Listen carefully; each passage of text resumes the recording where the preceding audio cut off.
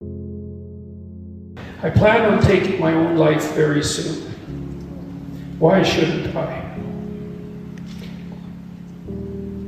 Well, I'm going to assume this isn't a casual question, that's been put out for the purposes of display. Well, the first thing I would say is you have to think very carefully through the consequences of that for other people. So I've had clients in my clinical practice who never recovered from the suicide of a family member. Decades later, they're still torturing themselves about it. And so that's what you leave behind. Now, the problem is you might be dreaming about that, because maybe you're feeling that life has been twisted against you and that people deserve to suffer for the misery that they've imposed upon you. But I would say, think very, very carefully before you go down that route. It's a terrible thing to leave people with.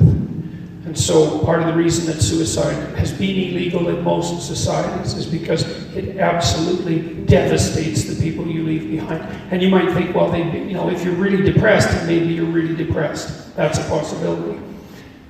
You might think, well, those people would be better off without me. It's like, and if you get really depressed, you can think that way, and you can even get to the point where you can't think any other way than that. And I would say, if you're at the point where you can't think any other way than that, then you should tell someone and you should go to the hospital. Because that can happen, and it can happen if you get depressed. And there are treatments for depression, and many of them work. For some people, antidepressants work like mad. Now, they don't work for everyone, and I'm not claiming that they're a panacea, but they certainly beat the hell out of suicide. Right? And even if they have some negative side effects, and sometimes they do, quite frequently they do, the negative side effects aren't fatal. It's like, well, there's the possibility that your condition is physical, that you're ill in some way, either physically or perhaps you have a psychological problem, maybe you were hurt, or there's lots of reasons that people get depressed that are very, very complex. I would say don't give up hope Don't give up hope and do something final before you've explored all possible options. And if you haven't talked to a psychologist, you haven't talked to a psychiatrist, you haven't tried antidepressants, you haven't revealed to your family or people that care for you that this is how you're feeling, then you owe it to yourself and them to explore every possible avenue before you take such a step.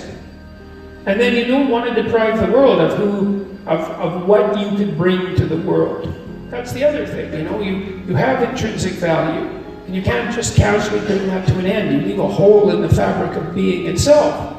So, a wise man that I once worked with said, he was a very strange person. He was a psychologist at the maximum security prison in Edmonton, and I worked with him for a while, briefly, very briefly, at the prison itself. And he said, you can always commit suicide tomorrow.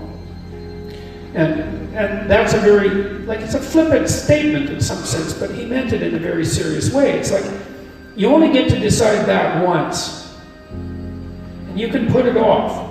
And so I would say just put it off, and then put it off some more, and then put it off some more, and see what you can do to put yourself together. You explore every possible option.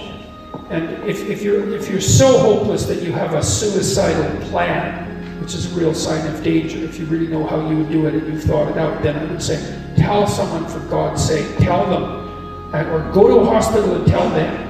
And for sure, try antidepressants, but what the hell do you have to lose? So do everything you possibly can to address the issue before you do something like that. And do give some thought to the people that you're going to leave behind, because believe me, you may just absolutely wipe them out in a way that they will never recover from. You cannot fix someone's suicide. You're stuck with it. And you think you torture yourself for the rest of your life. If I would have only known, if I would have only said something different. This particular client talked to her relative, a sibling, who committed suicide like 20 minutes before he committed suicide, probably after he took the pills. And she was kind of preoccupied because you don't know that the person at the other end is at the end of their tether. She never forgave herself for not responding properly in that last phone call. That's a hell of a thing to leave someone with. So I would say, and the final thing I would say is, don't be so sure that your life is yours to take. You don't own yourself the way that you own an object. You have a moral obligation to yourself as a locus of divine value, let's say. You can't treat that casually. It's wrong. So those are the reasons. Explore everything you can explore to put yourself back on your feet. All the things, there's all sorts of treatments for depression. Don't leave the people around you with that to suffer from for the rest of their lives. Don't underestimate your value in the world. And don't underestimate the fact that suicide is wrong. And so those are 4 reasons why you shouldn't end your life soon, or at all, for that matter. So.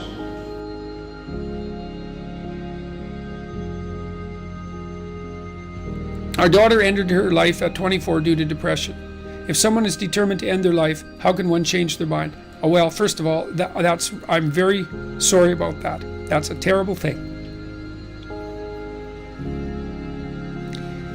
Look, I had this friend,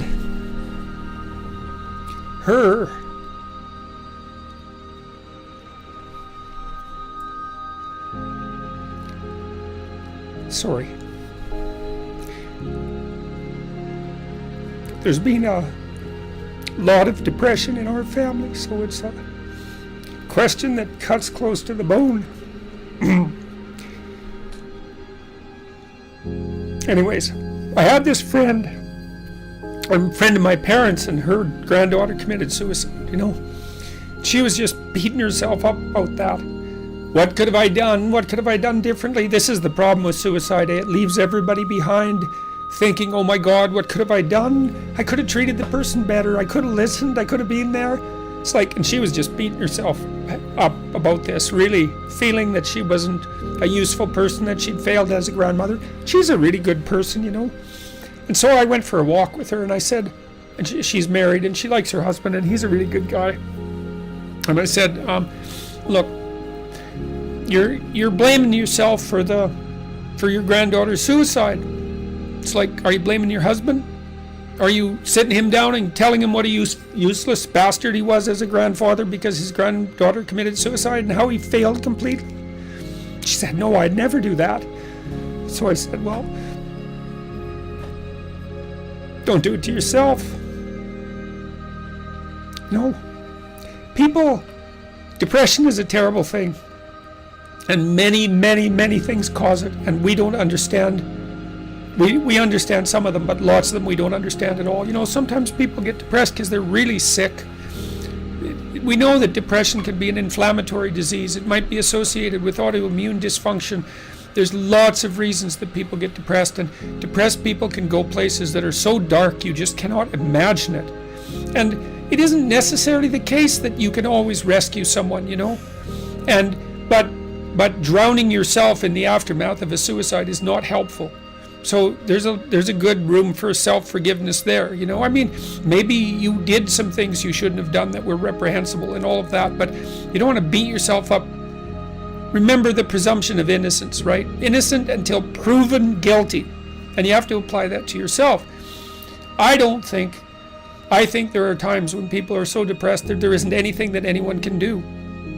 And the depressed person thinks, and this is probably the worst part of it, the depressed person thinks, everywhere I look, it's nothing but catastrophe. And I can't see any way out of it. I can't see any path forward whatsoever. And then they think as well, and maybe it's the combination of these two thoughts that really make people suicidal. It's like, it's hopeless. It isn't going to get any better. No matter where I turn, there's no escape. The suffering is unbearable. And I'm absolutely no use whatsoever to anyone. It would be better for everyone if I was just gone, because if I'm not so much of a burden now that it's going to destroy their life, then I'm going to be that much of a burden in the future. And so it's hard to imagine what that's like for people, but it's dreadful. And there's lots of ways you get there.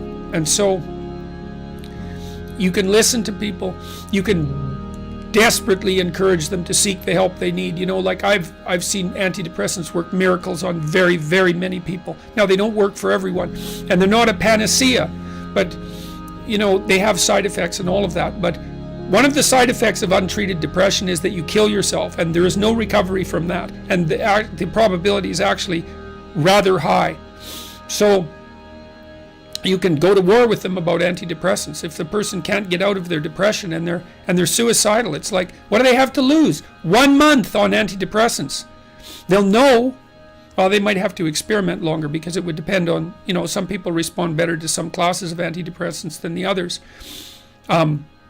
It's worth having a war with someone if they're in dire straits and they won't do everything they can to get better. ECT works, electroconvulsive therapy works for intractable depression. It's a terrible thing to contemplate, but the modern versions of ECT aren't. One flew over the cuckoo's nest. And again, it's like there's no coming back from death. So, look, it isn't clear. You can't rescue everyone. People get sick and they die. And sometimes the way they die looks like it's depression. Depression is a multifaceted phenomenon. You can be there for them. You can listen. You can watch. You can intervene. You can try to understand. You can hold them accountable. You can do all of those things. But everyone has their own destiny, and you're not omnipotent.